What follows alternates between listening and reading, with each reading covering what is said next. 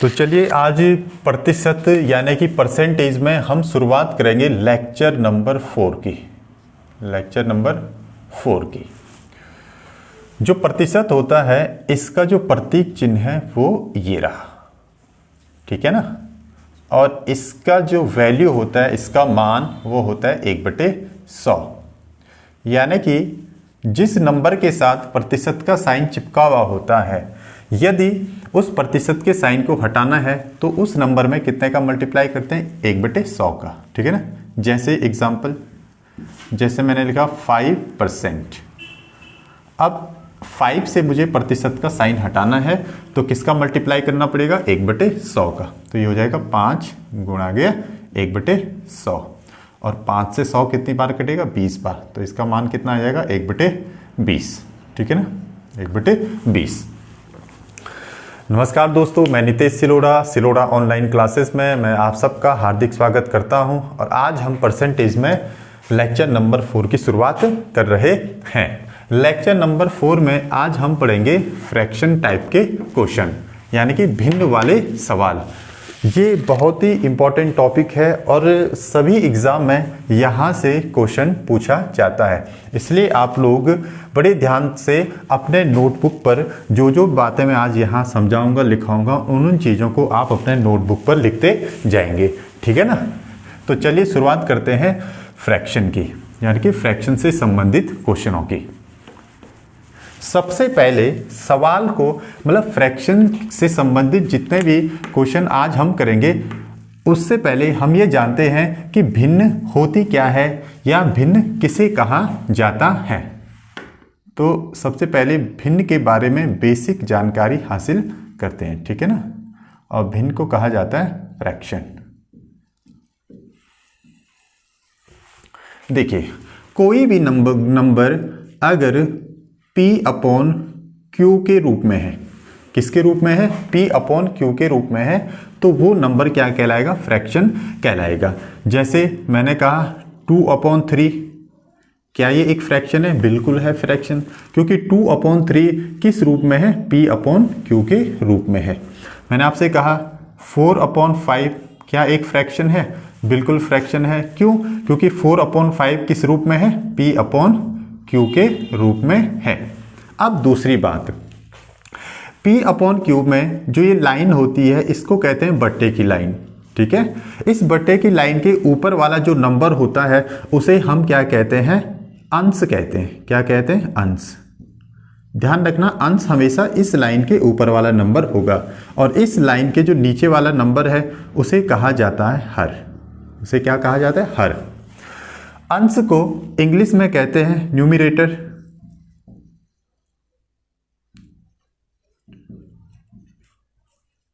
Numerator कहा जाता है, और हर को इंग्लिश में कहा जाता है डिनोमिनेटर, डिनोमिनेटर। जो दूसरी मैंने यहाँ पे फ्रैक्शन लिखी 4/5, इसमें अंश कौन सा होगा, इस लाइन के ऊपर वाला नंबर, यानी कि 4 कहलाएगा इसमें अंश। और इस लाइन के जो नीचे वाला नंबर है 5, उसे हम कहेंगे हर, ठीक है ना। हाँ, ध्यान देना। तो हम ऐसा लिख सकते हैं कि इस लाइन के ऊपर वाला नंबर हमेशा क्या कहलाएगा, अंश, और इस लाइन के नीचे वाला नंबर क्या कहलाएगा, हर। और ये हो गया आपका P/Q, ठीक है। तो ये हमारे पास बेसिक इंफॉर्मेशन आ गई किसके बारे में, फ्रैक्शन के बारे में, ठीक है। यानी कि P क्या कहलाएगा, अंश कहलाएगा, और Q क्या कहलाएगा, हर कहलाएगा, ठीक है ना। और हमने एग्जांपल दिया 2/3 क्या है, एक फ्रैक्शन है, क्योंकि 2/3 किस रूप में है, P/Q के रूप में है। 2 क्या कहलाएगा, अंश, और 3 क्या कहलाएगा, हर कहलाएगा। अब देखिए, इसके बाद हम पढ़ेंगे टाइप ऑफ फ्रैक्शन। देखिए, अभी हम जो फ्रैक्शन का जो बेसिक कॉन्सेप्ट है उसको समझ रहे हैं, ठीक है ना। जब बेसिक कॉन्सेप्ट को समझ लेंगे उसके बाद हम शुरू करेंगे इसके इंपॉर्टेंट क्वेश्चनों को, ठीक है ना। हाँ, अब यहां तक तो कोई डाउट नहीं है आप लोगों को, ठीक है। वीडियो को पॉज करके आप इसको उतार लीजिए, ठीक है। फिर हम आएंगे इसके बाद टाइप ऑफ फ्रैक्शन। वीडियो को पॉज करके इसको उतार लीजिए, ठीक है ना। तो चलिए, उम्मीद करता हूं आपने इसे उतार लिया होगा।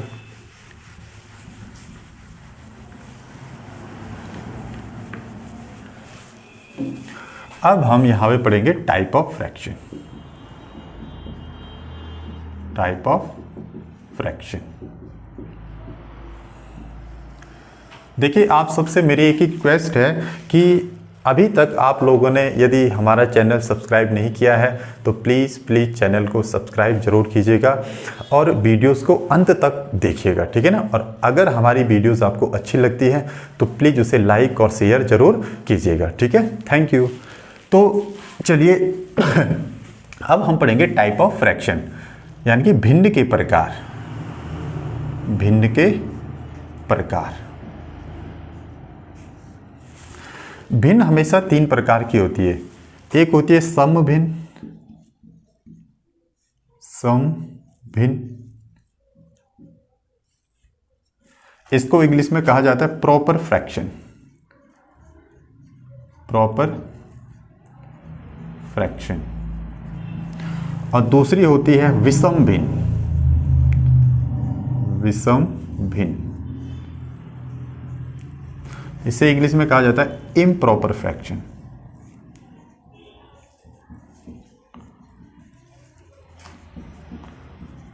और तीसरी होती है मिश्र भिन्न। मिश्र भिन्न, और इसे इंग्लिश में कहा जाता है मिक्स्ड फ्रैक्शन।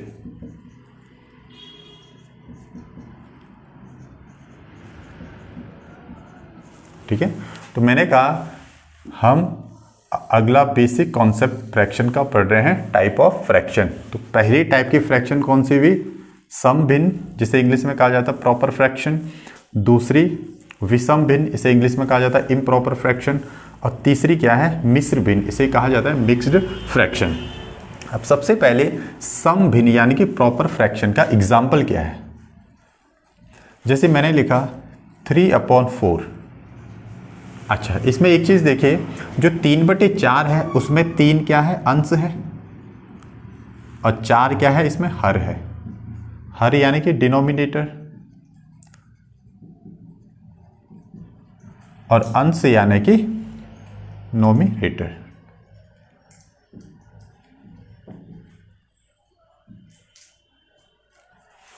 अब देखिए, समभिन्न उसे कहते हैं जिसमें अंश क्या होता है? छोटा होता है।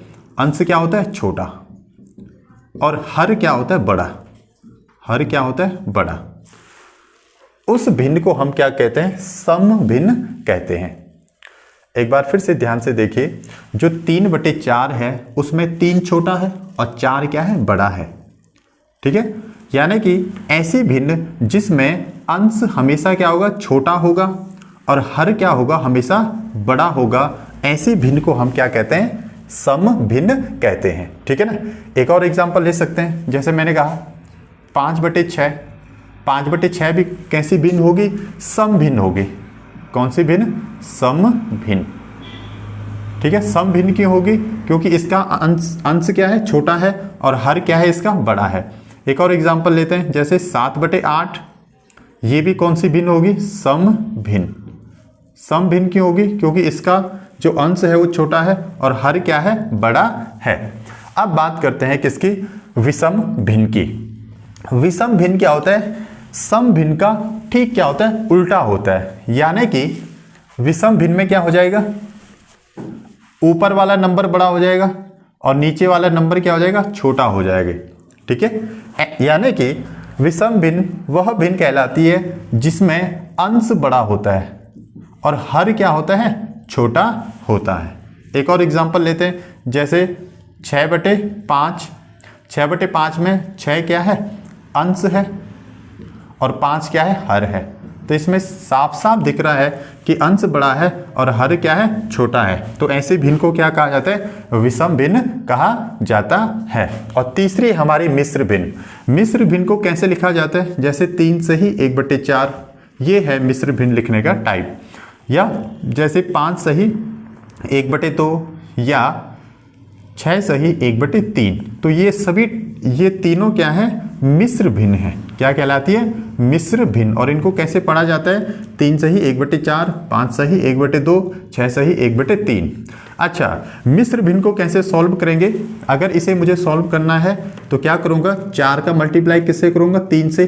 तो 4 ये कितना हो जाएगा? 12। और फिर जो ऊपर वाला नंबर है उसको मैं ऐड कर लूंगा, और नीचे क्या है? ये 4, उसे नीचे ही लिखूंगा। 12 और 1 कितना हो जाएगा? 13। तो 13/4। तो ये इसका क्या आ जाएगा? आंसर आ जाएगा।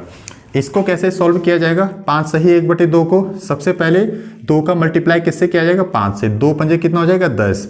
फिर ये ऊपर वाला नंबर उसमें ऐड करूंगा +1, और फिर ये बटे की लाइन खींच के इस 2 को नीचे लिखूंगा। तो ये हो जाएगा 10, 1 कितना हो जाएगा? 11/2। तो ये इस मिश्र भिन्न का क्या हो गया? सॉल्यूशन हो गया। ठीक है ना। और 6 सही 1/3 को कैसे सॉल्व करूंगा?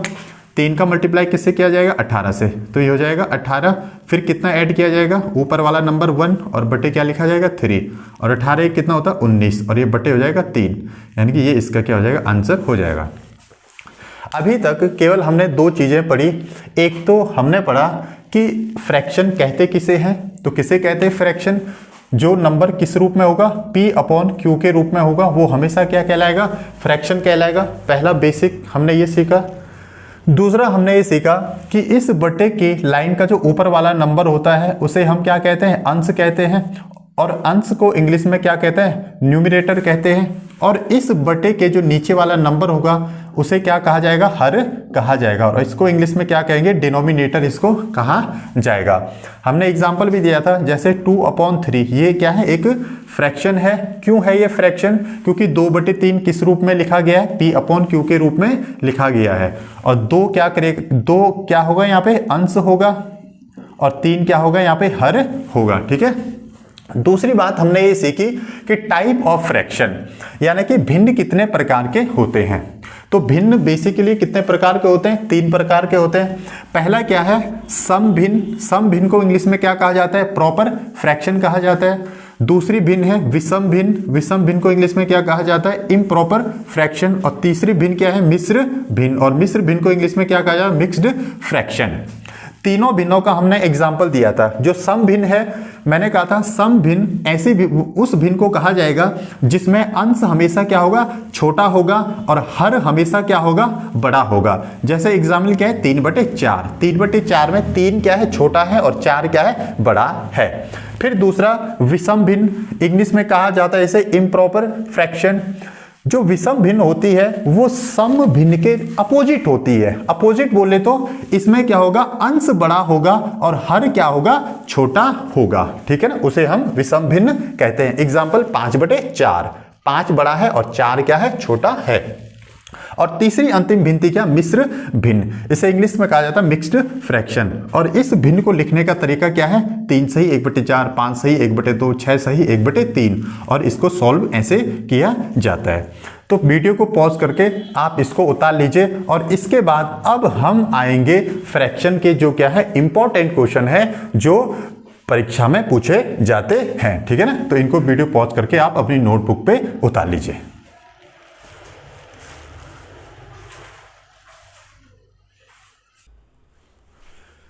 तो चलिए लेक्चर 4 में जो फ्रैक्शन का पहला क्वेश्चन लेते हैं, और बहुत ही इंपॉर्टेंट क्वेश्चन है। तो पहला काम क्या होगा? सवाल को अच्छे तरीके से पढ़ना है। ठीक है ना। तो चलिए, जब एक भिन्न के अंश में 10% की वृद्धि होती है और हर में 20% की कमी होती है तो परिणामी भिन्न 5/8 हो जाती है। तो मूल भिन्न ज्ञात करो। इसका इंग्लिश वर्जन क्या है? When numerator of a fraction is increased by 10% and denominator decreased by 20%, the resultant fraction becomes 5/8. Find the original fraction. इस क्वेश्चन में हमसे पूछा गया है मूल भिन्न ज्ञात करना। क्या ज्ञात करना है? मूल भिन्न ज्ञात करना है, यानी कि इंग्लिश में ओरिजिनल फ्रैक्शन ज्ञात करना। हमें इस सवाल में 2 चीजें दे रखी है। एक तो दे रखा है कि अंश में कितने परसेंट की वृद्धि हो रही है? 10% की वृद्धि हो रही है। ठीक है। किसी भिन्न के अंश में कितने परसेंट की वृद्धि हो रही है? 10% की वृद्धि हो रही है।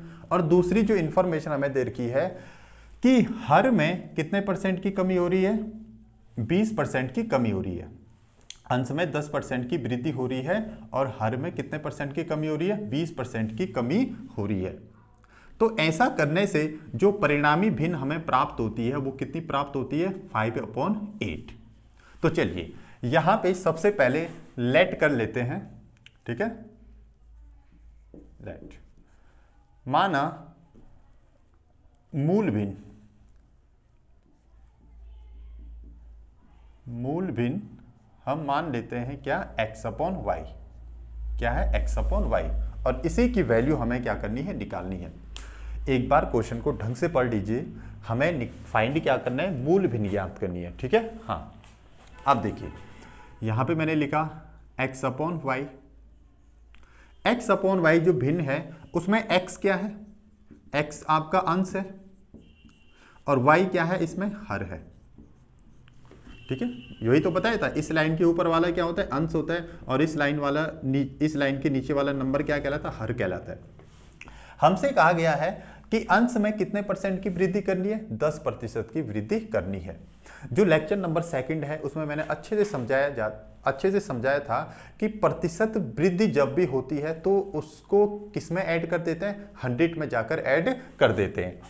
अब देखिए अंश में अगर 10% की क्या हो रही है, वृद्धि हो रही है, 10% की वृद्धि हो रही है, तो इसको कितना लिखेंगे, 110%। 110%। 110% क्यों लिखा, क्योंकि हमने कहा कि जितने परसेंट की वृद्धि होती है उसे सीधा जाकर किस में जोड़ देते हैं, 100 में जाकर जोड़ देते हैं, और ये बाहर लग जाता है प्रतिशत का साइन। तो 100 + 10 कितना आ जाएगा, 110%। यहां तक तो कोई दिक्कत नहीं है, ठीक है। अगर 20% की वृद्धि होती हर में तो हम उसे कितना लिखते हैं, 120%, 100 में जाकर जोड़ देते। अगर 30% की वृद्धि होती अंश में तो उसे कितना लिखते, 130%। और अगर अंश में 40% की वृद्धि होती तो उसे कितना लिखते, 140%। बस 100 में जाकर उसे क्या करना है, जोड़ देना है। अब दूसरी बात, जो हर है उसमें कितने परसेंट की कमी हो रही है, 20% की कमी हो रही है। और कमी के केस में क्या करते हैं, मैंने आपको बताया था, कमी के केस में क्या करते हैं, 100 में क्या करते हैं, माइनस करते हैं। तो 20% की कमी का मतलब उसे कितना लिखेंगे, 80%। कितना लिखेंगे, 80%।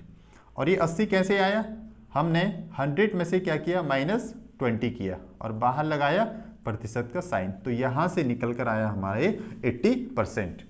अगर मान लो कि हर में 30% की कमी होती, कितने परसेंट की कमी होती, 30% की कमी होती, 30% की कमी होती, तो इसे कितने लिखते, 70%। कितना लिखते, 70%। अगर 40% की कमी होती तो इसको कितना लिखा जाता, 60%। 100 में से माइनस करेंगे 40, तभी तो 60 आएगा। और अगर 50% की कमी होती, माइनस का मतलब कमी, तो तब कितना लिखते, सीधे 50%। 100 में से 50 माइनस करेंगे तो आंसर आएगा 50, ठीक है। तो ये तो बेसिक था जो लेक्चर नंबर 2 में हमने चर्चा की थी। अब देखिए ऊपर वाला रहा अंश, और अंश में जब 10% की वृद्धि कर रहे हैं तो कितना आ रहा है, 110%। तो इसके साथ कितना लिखेंगे, 110%। और बीच में किसका साइन लगा देंगे, मल्टीप्लाई का साइन। यहां तक तो कोई डाउट नहीं है। और हर में 20% की कमी करने से वैल्यू कितनी आ रही, 80%। तो यहां पे लिख देंगे 80%, और बीच में कौन सा साइन लगा देंगे, मल्टीप्लाई का साइन। और जब हम अंश में 10% की वृद्धि कर रहे हैं और हर में 20% की कमी कर रहे हैं, तो हमें परिणामी भिन्न कौन सी प्राप्त हो रही है, 5/8। तो ये बराबर हो जाएगा 5/8। अब ये हमें क्या मिल गई है, एक इक्वेशन मिल गई है, एक समीकरण मिल गई है। और इस समीकरण को अब हम क्या करेंगे, सॉल्व करके किसका वैल्यू निकालेंगे, x/y का वैल्यू निकालेंगे, यानी कि x/y का मान निकालेंगे, ठीक है ना। तो चलिए इसको मैं साफ कर देता हूं। अब देखो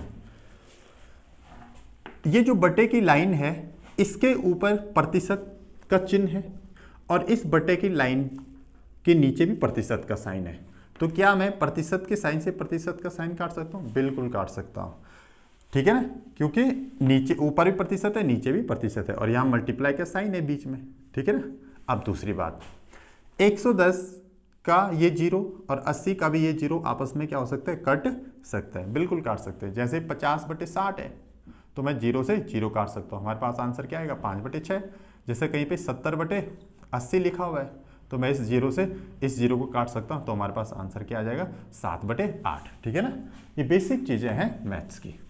चलो अब देखो हमारे पास क्या बचा x/y, x/y इंटू ऊपर क्या बचा 11 और नीचे क्या बचा 8, नीचे बचा 8 और बराबर कितना हो जाएगा 5/8। अब हमें किसका मान निकालना है x/y का मान निकालना है। यहाँ पे किसका मान निकालना है x/y का। अगर x/y का मान निकालना है तो इस 11/8 को उधर ले जाना पड़ेगा, और जब ये 11/8 उधर जाएगा ना तो किसके नीचे आएगा 5/8 के नीचे आएगा। ठीक है ना, हाँ तो चलिए, तो x/y बराबर कितना हो जाएगा 5/8 और बटे 11/8। ठीक है, ये अब इसको क्या करना है सॉल्व करना है। अब यहाँ पे थोड़ा सा दिक्कत आ जाती है, जो बच्चे मैथ्स बैकग्राउंड से नहीं है उनको कैलकुलेशन करने में थोड़ा सा दिक्कत आ जाती है। ध्यान रखना ये जो बड़ी लाइन है ना बटे की लाइन, अगर इसके ऊपर भिन्न है, इस लाइन के ऊपर भिन्न बन रही है और इस लाइन के नीचे भी भिन्न बन रही है, तो क्या करेंगे जो नीचे वाली भिन्न है उसका जो हर है वो जाकर मल्टीप्लाई होगा ऊपर वाली भिन्न के अंश के साथ, ऊपर वाली भिन्न के अंश के साथ, और जो इस बट्टे के नीचे वाला जो क्या है भिन्न है उसका जो हर है वो आपस में मल्टीप्लाई हो जाएंगे। या सीधे सीधे आप ऐसा समझो कि सबसे नीचे वाला नंबर मल्टीप्लाई होगा किसके साथ सबसे ऊपर वाले नंबर के साथ। तो ये हो जाएगा कितना 5 गुणा गया 8 और फिर ये बट्टे का लाइन लगा देंगे। अब क्या होगा जो दो नंबर आपस में बचे, कौन कौन से बचे, एक तो 8 बचा और एक दूसरा क्या बचा 11, ये भी आपस में क्या हो जाते हैं मल्टीप्लाई हो जाते हैं नीचे। तो ये हो जाएगा 8 × 11। अब देखिए बीच में मल्टीप्लाई का साइन है, इन दोनों नंबरों के बीच में मल्टीप्लाई का साइन है और इन दोनों नंबरों के बीच में मल्टीप्लाई का साइन है। तो ऐसे में ऊपर और नीचे अगर एक ही नंबर है तो वो कट जाते हैं, यहाँ भी 8 है यहाँ भी 8 है। तो हमारे पास फाइनल आंसर कितना आएगा 5/11, यानी कि x/y का मान कितना आ गया 5/11। तो हमें मूल भिन्न पता लग गई कितनी 5/11। तो ये हमारा क्या आ जाएगा फाइनल आंसर आ जाएगा। ठीक है ना, एक बार फिर से थोड़ा सा रिवीजन कर लेता हूँ। इस क्वेश्चन में हमें पूछा क्या गया था, मूल भिन्न निकालने के लिए पूछा गया था, यानी कि ओरिजिनल फ्रैक्शन निकालने के लिए पूछा गया था। और हमें यहाँ पे 3 चीज़ें दी हुई है। एक तो हमें दे रखा है कि अंश में कितने % की वृद्धि करनी है 10% की वृद्धि करनी है। दूसरा हर में कितने % की कमी करनी है 20% की कमी करनी है। और ऐसा करने से जो परिणामी भिन्न है वो कितनी प्राप्त होती है 5/8। तो हमें मूल भिन्न ज्ञात करनी थी। हमने मूल भिन्न क्या मान ली थी x/y, क्या मान ली थी x/y। ठीक है, x क्या है अंश होता है, ऊपर वाला क्या होता है अंश होता है और नीचे वाला क्या होता है हर होता है। अंश में 10% की वृद्धि का मतलब क्या हो जाएगा 110%, और हर में 20% की कमी का मतलब क्या हो जाएगा 80%। ठीक है ना, फिर हमने क्या किया प्रतिशत के साइन से प्रतिशत के साइन को काटा और 0 से 0 काट दिया। हमारे पास नंबर क्या बचा x/y इंटू 11/8 और बराबर क्या कर दिया 5/8। हमें x/y का मान निकालना था तो 11/8 को उस तरफ ले जाना था। तो अगर 11/8 उस तरफ जाएगा तो किसके नीचे जाएगा 5/8 के नीचे जाएगा। तो हम उसको नीचे ले गए तो हमारे पास कुछ ऐसा बना। ठीक है ना, ये यहाँ पे इसको कैसे सॉल्व किया कि जो नीचे वाली भिन्न है उसका जो सबसे नीचे, इसका जो नीचे वाली भिन्न का जो क्या होता है हर होता है वो ऊपर वाली भिन्न के अंश के साथ क्या होता है मल्टीप्लाई होता है। ठीक है, तो 5 और 8 का हमने क्या कर दिया मल्टीप्लाई कर दिया। या इसको दूसरी भाषा में ऐसे भी समझ सकते हैं कि सबसे नीचे वाला नंबर किससे मल्टीप्लाई होता है सबसे ऊपर वाले नंबर के साथ।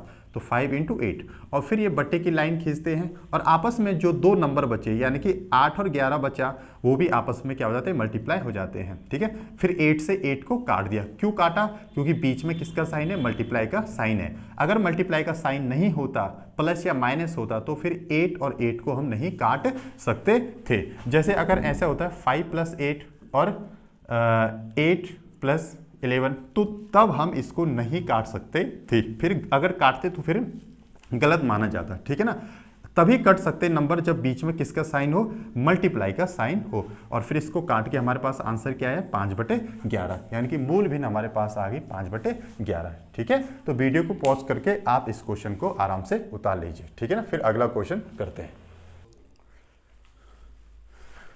तो चलिए अब दूसरा क्वेश्चन लेते हैं ऐसे ही, ठीक है।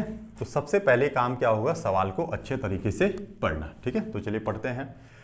जब एक भिन्न के अंश में 30% की वृद्धि होती है और हर में 40% की कमी होती है तो परिणामी भिन्न 13/5 हो जाती है। तो मूल भिन्न ज्ञात करो। इसका इंग्लिश वर्जन ये रहा। When numerator of a fraction is increased by 30% and denominator decreased by 40%, the resultant fraction becomes 13/5. Find the original fraction. जैसे हमने पहला वाला क्वेश्चन किया था, बिल्कुल उसी पैटर्न पे हमें क्या करना है, ये वाला क्वेश्चन करना है। तो चलिए सबसे पहले मूल भिन्न ले लेते हैं, माना लेट कर लेते हैं मूल भिन्न हमने क्या ले लिए, x/y, ठीक है। ये हो गया x/y। अब देखिए इस बार जो भिन्न है ना, उसके अंश में कितने परसेंट की वृद्धि हो रही है, 30% की वृद्धि हो रही है। तो जो ये भिन्न है, इस भिन्न का जो x क्या है, अंश है। बार बार मैं कह रहा हूं, जो इस लाइन के ऊपर वाला होगा वो अंश कहलाएगा और इस लाइन के नीचे वाला क्या कहलाएगा, हर कहलाएगा। अब देखो अंश में अगर 30% की वृद्धि हो रही है तो उसे कितना लिखा जाएगा, 130%। अब तो कोई डाउट नहीं होना चाहिए ना 130% कैसे लिखा, और बीच में लग जाएगा मल्टीप्लाई का साइन, ठीक है।